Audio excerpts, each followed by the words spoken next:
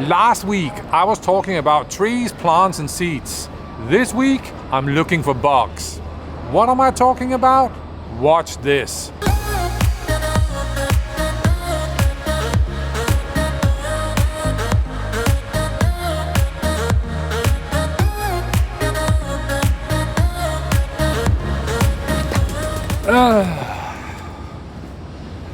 Looking for bugs? Really?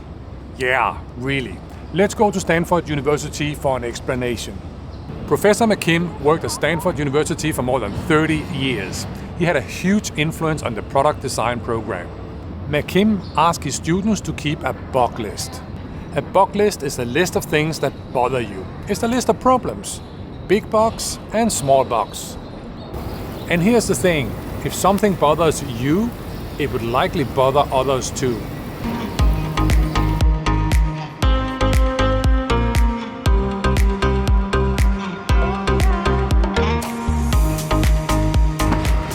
If you want to make things better and make better things, a bug list is a fantastic source of opportunities. Bugs are seeds of ideas, maybe even great ideas. That's why Professor McKim asked his students to keep a bug list. Those bugs had the potential to spark great new product designs.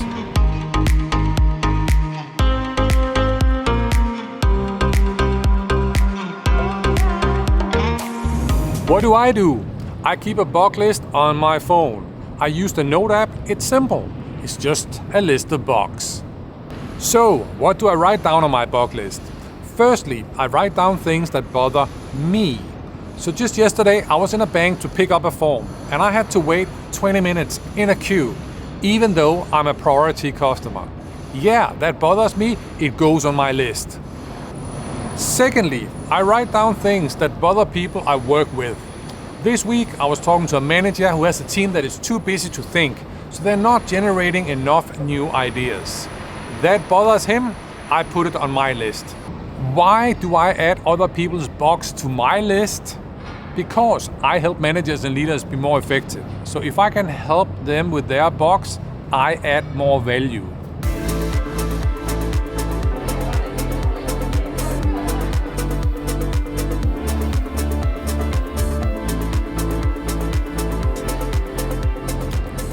But what about your company? Do you have one of those bosses who say, "Don't bring me problems, bring me solutions"?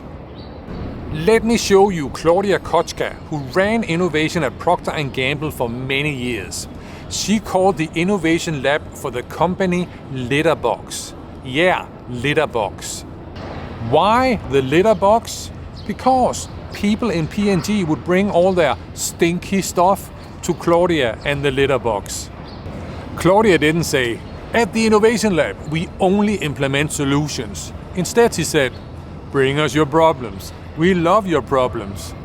So what happened? People brought Claudia all their wicked problems, and the stinky stuff in the litter box fueled many new successful businesses for P&G.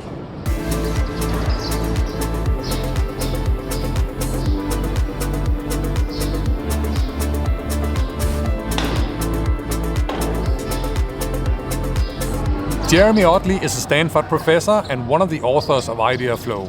This is what he says.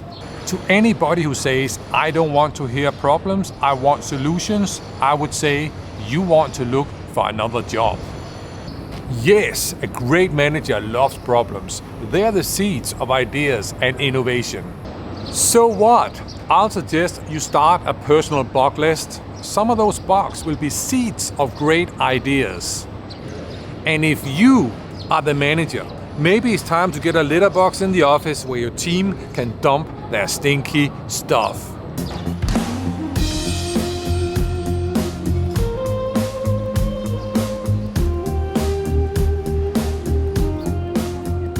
That's it. I am done. My name is still Tomas Bay, and yeah, I will be back. Until then, make things better and make better things. Boom!